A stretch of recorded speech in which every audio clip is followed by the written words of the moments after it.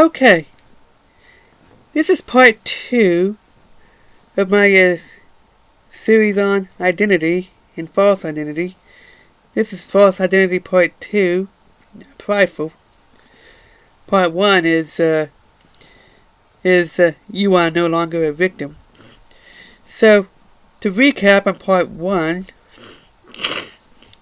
so basically, there is this mindset that makes you feel like a loser and a victim. And that's not really who you are. So focus on the positive in your life, and learn from your failures and your mistakes. Because you only feel like a loser and a failure and a victim when you focus too much on the negative, on your failures. So, and then on the victim, I think I touched on that a little bit in the last video, which, because I've forgotten what this video was about. So, victim mentality is sort of a subtype of loser, in my opinion. Now, remember, that is not who they actually are, that is how they feel about themselves. So that is what I named this category after. Just so that we're clear, not actually calling anybody a loser. I'm just saying that this is how they feel about themselves. They feel like losers and victims. So, I consider victims to be a subtype of the loser mentality. Someone who feels like a victim, even years, long after the event happened, whatever happened. They've been through something terrible, some kind of terrible event. Something bad happened to them. Possibly even a traumatizing event. And they're holding on to it, to the victim mentality, for years. I did the same thing once. I used to do the same thing, and it took God to help me to overcome that. Now,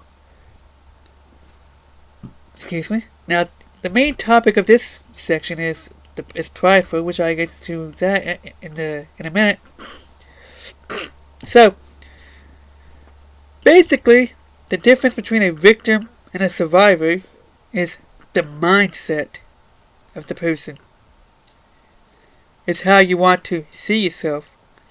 See, changing the mindset from victim to survivor will help you to overcome your obstacles, your failure, which change the way you see that. You see the life-changing event. You see, you can choose to look at that event as something that, as a painful part of your life that brings up terrible memories and PTSD and whatnot. And I get that there's therapy and stuff for that, I'm not saying anything against that. Or you can choose to look at that event as something that make you stronger. That's what I have chosen to do with the stuff that I have been through. I used to hang on to the victim mentality for years. And I mean years. And a part of how I let go of that, not only with God's help, but I changed the way that I look at it. See, I am no longer a victim of what I've been through. A house fire about 25 years ago. I am a survivor. See, because I've been through it, and I've chosen to let that's what I've been through. I've chosen to let that make me stronger. A stronger person. And you can too. And I know that it does not happen overnight. Overcoming is a process.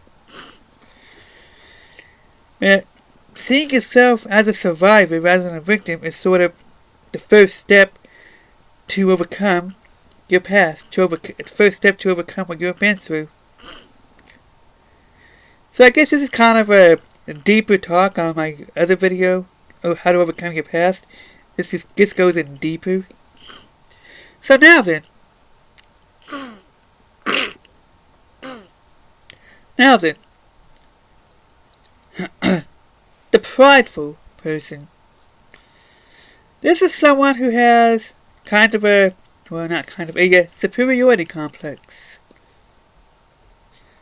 Someone who kind of, they feel like they're better than everybody else. Or at least that's the front they give. They don't want to be seen as weak, or a sissy, or a wimp, or something. They care too much about the opinion of other people.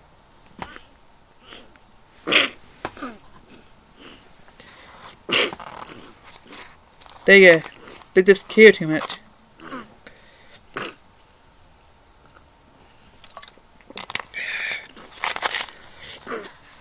So, I think to a certain extent, you shouldn't care about what other people think about you.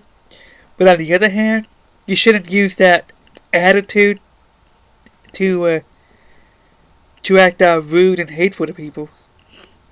You should kind of find a balance in that. So, like, if somebody actually has a legitimate complaint, a reason to be offended with something that you're doing, and I mean a legitimate complaint, you kind of change something for them, or if possible. But if we're dealing with type of people who get offended by anything and everything, well, it's impossible. And incidentally, people who are prideful are kind of easily angered and easily offended. It doesn't take much to anger them. The person who has pride and arrogance, they want to show off. They want to become like. But really, and I made a video about pride a couple months ago. Really, the people who are prideful, although they act like they have self-confidence and act like they are overconfident, they are not. They are not confident. They have no self-confidence whatsoever. They actually feel insecure about themselves. A sure sign of insecurity is being easily offended.